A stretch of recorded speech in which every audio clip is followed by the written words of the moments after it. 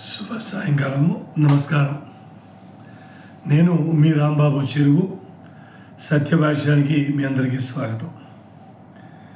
వాడివేడిగా మహారాష్ట్ర ఎన్నికలు ఎల్లుండి ఒకటే స్టేజ్లో అన్ని 288 పోలింగ్ ఎమ్మెల్యే సీట్లకి ఒక్కసారి కంటెస్ట్ చేస్తున్నారు. జార్ఖండ్లో 1వ విడత 13వ తారీఖు అయింది, 2వ విడత ఎల్లుండి అవుతుంది. యూపీలో కూడా ఎల్లుండే అన్ని 9 సీట్లకి ఉప ఎన్నికలు జరుగుతాయి. అవి ఎక్కడెక్కడో కదా రాంబాబు మనకెందుకు అంటారేమో. కలిసి ఉంటే కలదు సుఖము, భిన్నత్వంలో ఏకత్వము, అలాగే united we stand, divided we fall అనేవి చాలా పురాతనమైన సామెతలు. దీనికి కొత్త రూపకల్పన తెచ్చారు మనకి రాజకీయవేత్తలు.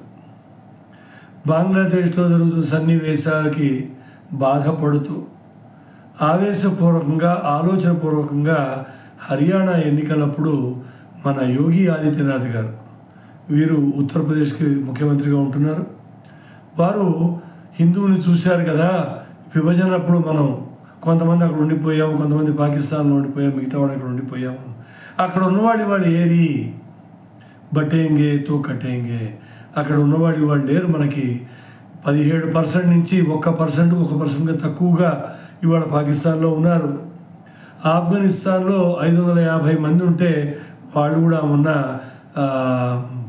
గురు గ్రంథ్ సాహిబ్ని వాళ్ళ నెత్తిన పెట్టుకుని గవర్నమెంట్ ఏర్పాటు చేసిన ఏరోప్లేన్లో తిరిగి రావాల్సి వచ్చింది.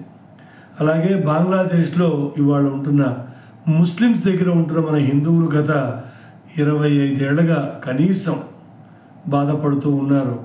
వాళ్ళల్లో వాళ్ళు ఇంకా సహనంగా ఉన్నారు, కాకపోతే ఇవాళ ఇంకా దుష్పరిణామాలు ఎదురవుతున్నాయి. ఇవన్నీ చూసి బాధపడుతూ బటేంగేతో కటేంగే అని యోగి ఆదిత్యనాథ్ గారు హర్యానాలో ఒక గొప్ప పిలుపునిచ్చారు, అందరినీ ఏకంగా అన్నారు. అక్కడి నుంచి వాళ్ళ మహారాష్ట్రకు వచ్చేప్పటికీ ప్రధానమంత్రి గారు కూడా ఏక్ రహేంగేతో సేఫ్ రహేంగే అన్నాడు. అంటే అందరం కలిసి ఒకటిగా ఉంటే మనందరం ఆరోగ్యంగా ఉంటాము, సురక్షితంగా ఉంటాము అని వారి ఉద్దేశం. మన దగ్గర సామెతలు ఏమున్నాయి? ఆనందమే మహాభాగ్యం, కలిసి ఉంటే కలదు సుఖం. సుఖం అంటే ఏమిటి? శాంతి, సుఖము, ఆనందం ఇవన్నీ కలిసి వస్తాయి. ఇవి మనం ఎందుకు చెబుతున్నామంటే ఇది వీళ్ళు మాట్లాడింది కమ్యూనల్ అయిపోయిందని చెబుతున్నారు. అలాగే మహావికాస్ అఘాడి అంటే ఎవరు? కాంగ్రెస్, ఉద్ధవ్ ఠాక్రే యొక్క శివసేన, అలాగే శరద్ పవార్ గారి యొక్క ఎన్సిపి పార్టీ, వాళ్ళకి మద్దతుగా ఎస్పీ సమాజ్వాదీ పార్టీ, ఇంకో ఇతర పార్టీలన్నీ కూడా వాళ్ళకి మద్దతు ఇస్తున్నాయి. వీళ్ళకి ఆల్ ఇండియా మౌల్వీ ఉలేమానో వాడు 17% తోటి ఒక జాబితా ఇచ్చారు. ఆ జాబితా ఇచ్చి మీకు మేము ఓట్లు వేయాలంటే ఈ 17 పాయింట్స్ మాకు మీరు చేసి చూపించాలి అని చెప్పి. ఏమిటంటే అందులో ఆర్ఎస్ఎస్ని బ్యాన్ చేయాలి, ముల్లాలకి మౌల్వీలకి 15,000 జీతం ఇవ్వాలి, ముస్లిమ్స్కి 10% రిజర్వేషన్ ఇవ్వాలి, ఆతతాయిలుగా మీరు జైల్లో పెట్టిన వాళ్ళందరినీ విడుదల చేయాలి. ఇటువంటివి గొంతెమ్మ కోరికలు ఒక 17 కోరారు. దానికి ఎంవిఏ మహావికాస్ అఘాడీలో గొప్ప నేత అయిన శరద్ పవార్ గారి వారసత్వం సుప్రియా సూడే గారు తీసుకున్నారు. ఆవిడ చెప్పడం ఏమిటంటే, అవునండి, లింగాయతులకి, ఓబీసీలకి, బీసీలకి ఎస్సీలకి ఇచ్చినట్టుగా ముస్లిమ్స్ కూడా ఇవ్వాలి కదా. అందుకని మహావికాస్ అఘాడీలో ఉన్న అందరు మిత్రపక్షాల నాయకులందరూ కూడా ఏకగ్రీవంగా మేము అనుకున్నాము, వీళ్ళు అడిగిన కోరికలు తప్పైనవి కాదు, తీర్చాలి అని చెప్పి. ఇది ఇట్లా ఉంటే నిన్న మొన్న మన ఖడ్గే గారు పాపం ఆవేశపరుడు ఏం మాట్లాడుతున్నాడో తెలియదు.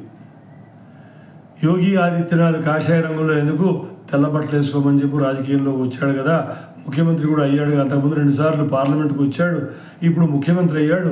కాబట్టి కాషాయాన్ని వదిలేసి గుండు మీద జుట్టు పంచుకుని వచ్చేసి ప్రజల్లో కలవమని చెప్పండి అని అనేప్పటికీ రామభద్రాచారి గారు అయోధ్యలో ఉంటారు. ఆయన అంటే రామాలయం కట్టేందుకు ముఖ్య విట్నెస్గా వెళ్ళిన ఆయన రామభద్రాచార్య గారు గుడ్డాయన వేదాల్లో ఉన్న పరిణామాలు చూపించి రామాలయం అక్కడ ఉండేది, రాముడు అక్కడే పుట్టాడు అని చెప్పి నిరూపించిన ఆయన ఆవేశంతో ఏమన్నాడంటే, లుచ్చాలు లఫంగాలే ఉంటారా రాజకీయాల్లో, భగవాను వేసుకునేవాడు రావాలి, యోగి లాంటి వాడు రావాలి, ఎందుకంటే వాళ్ళు ధర్మం కోసం దేశం కోసం పాటుపడతారు, వాళ్ళు ఆస్తులు ఇచ్చేందుకు వాళ్ళకి పిల్లలు ఎవరు లేరు కదా అని చెప్పి. సో ఒకళ్ళకొకళ్ళు ఒక మాట పెంచుకుంటూ వెళుతున్నారు. దీనికి తోడు నిన్న మన ఖడ్గే గారు బాంబే దగ్గర, పూనా దగ్గర బాంబే దగ్గర గట్టి ర్యాలీలో ఏం చెప్పారంటే, మీకు ఎవరికి అర్థం కావట్లేదు, బీజేపీ ఆర్ఎస్ఎస్ వాళ్ళు విషపూరితమైన నాగుపాము లాంటి వాళ్ళు, నా పాములు ఏం చేస్తామని చెప్పండి, మనం చంపేస్తాం కదా, అట్లా వీళ్ళని కూడా చంపేయాలి. మరి రాజకీయంగా చంపేయాలా, మనుషులే చంపేయాలా, వారిని అడిగి ఒకసారి కనుక్కుందాం మనం. ఈయన ఈ మాట అనగానే ఎస్పీ నేత అంటే సమాజ్వాదీ పార్టీ నేత ఒకడు అంటాడు, ఒక యాదవుడు అంటాడు, పాములతో పోలిస్తే కావండి, ఎందుకంటే పాముల్లో కొన్ని విషం లేనివి కూడా ఉంటాయి, బ్లాక్ మాంబా అనేది అన్నిటికంటే విషపూరితమైంది, దాంతో పోల్చాలి, దాన్ని చంపేయాలి కదా అంటాడు వాడు.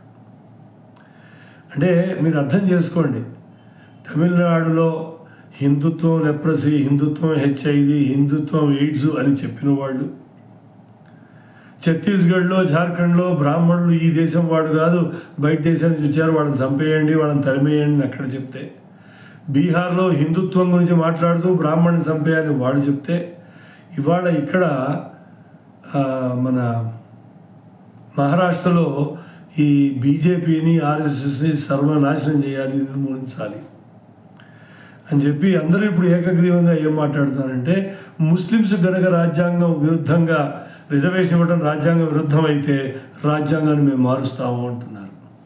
అంటే బీజేపీ మారుస్తామంటే బీజేపీ వాడు రాజ్యాంగం మారుస్తే ఉన్నా దేశానికి అరిష్టము, మంచిది కాదు అని చెప్పి రాజ్యాంగ పుస్తకాలు పట్టుకుని తిరిగిన రాహుల్ గాంధీ తదితరులందరూ ఇవాళ మేమే రాజ్యాంగం మారుస్తాం, ఎందుకంటే ముస్లింలకి మేము 10% రిజర్వేషన్ ఇవ్వాలి అని.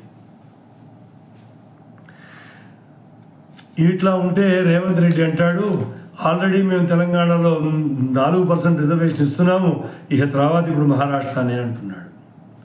దీన్ని పురస్కరించుకుని మొన్న మధ్య సిద్ధరామయ్య గారు 4% of all the contracts will go to Muslims అని, అంటే PWD contracts, CPWD contracts, state contracts అన్నీ కూడా ఏమన్నా ఉంటే 4% ముస్లిమ్స్కే ఇస్తాము అని చెప్పి ఆయన ఖరాఖండిగా ఆయన చెబుతున్నాడు. ఇవన్నీ చూస్తుంటే మీకు ఏమర్థం అవుతుంది? ముస్లిమ్స్ని క్రిస్టియన్స్ని ఏకీకృతం చేయటం సెక్యులరిజము, హిందువుల్ని ఏకీకృతం చేయటం మాత్రం కమ్యూనిజం. అర్థమవుతుందా మీకు ఇది? కాబట్టి ఈ దేశాన్ని రక్షించుకోవాలి, ధర్మాన్ని రక్షించుకోవాలి అంటే ఒకటి సెక్యులరిజం ఉండకూడదు. ఎందుకంటే వాళ్ళు అనుకునే సెక్యులరిజం ఉందే, ముస్లిమ్స్ క్రిస్టియన్సే సెక్యులరిజం అని, అది ఉండకూడదు. మనం అందరినీ ఏకత్రం చేద్దాం అనుకుంటున్నాం. అటువంటి సెక్యులరిజం ఉండాలంటే హిందూ సాంప్రదాయం, సనాతన ధర్మ సాంప్రదాయమే సెక్యులర్, దానికి మళ్ళీ వేరే సెక్యులర్ మాట అనక్కర్లేదు మనం. మిత్రులారా, ఇవన్నీ మీకు ఎందుకు చెబుతున్నాను అంటే, ఖచ్చితంగా all India Muslim personal law board fatwa జారీ చేసింది. అందరూ కూడా ఏకగ్రీవంగా కాంగ్రెస్కి ఓటేయండి, కాంగ్రెస్ మిత్రపక్షాలకు ఓటేయండి, మన చూపు మహారాష్ట్ర మీద కాదు, ఇక్కడ ఓటేస్తే ఢిల్లీ దాకా మనం వెళ్ళొచ్చు, మన ముస్లిమ్సే పరిపాలించే రోజు కోసం మనం వేచుంటాం, కాబట్టి అందరూ కాంగ్రెస్కి ఓటేయండి అని AIMPLB all India Muslim personal law board వాళ్ళు ఫత్వా జారీ చేశారు. మరి హిందువులకు ఎవరు జారీ చేయాలి? ఒక శంకరాచార్య చెప్తే వింటారా? ఒక భాగేశ్వరధామ్ శాస్త్రి చెప్తే వింటారా? ఒక శ్రీ రవిశంకర్ చెప్తే వింటారా?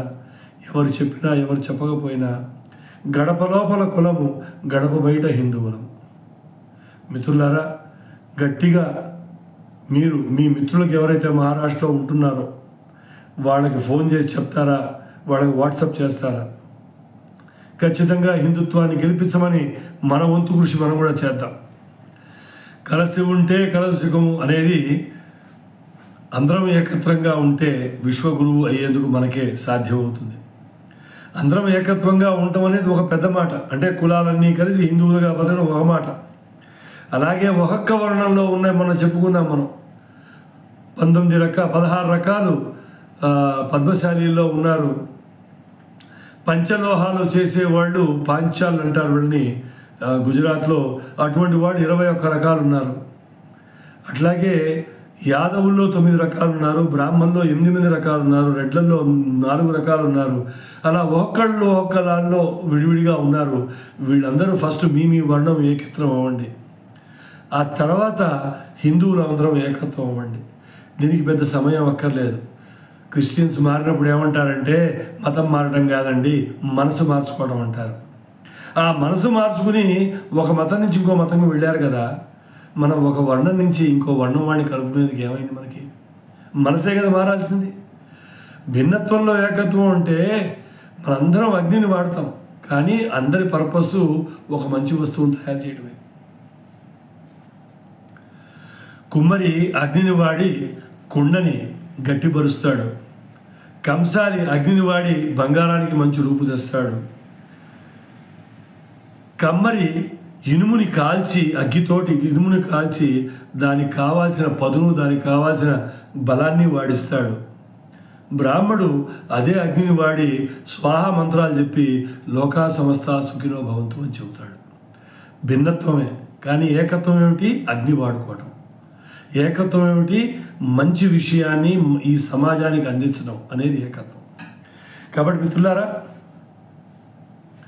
కలిసి ఉంటేనే కలదు సుఖం, ఐకమత్యమే మహాబలం అనే విషయాన్ని మనం పురస్కరించుకుని మనందరం ఎట్లాగో ఉంటాం. కానీ ఇమ్మీడియట్గా రేపు ఎల్లుండి మన మిత్రులు మహారాష్ట్రలో కానీ, మహారాష్ట్రలో ఏ ప్రాంతంలో ఉన్నా కానీ వాళ్ళని వెళ్ళి హిందువుల్ని కాపాడే ఒక పార్టీకి మాత్రం ఓటేయమని చెప్పండి.